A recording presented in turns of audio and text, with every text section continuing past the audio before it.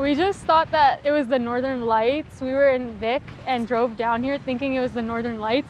And as we got closer, it was a volcanic eruption. Yeah. And it's like the coolest thing I've seen in my whole life, honestly. It's very cool. At first I was a little scared. I was like, is this safe? But yeah, seeing it up close. Yeah, and it's really nice out here with everybody just watching it. Yeah, it's actually very beautiful to look at, but yeah. Nothing, we've never seen anything like that before. Yeah, we don't have stuff like this happening in the US. Yeah.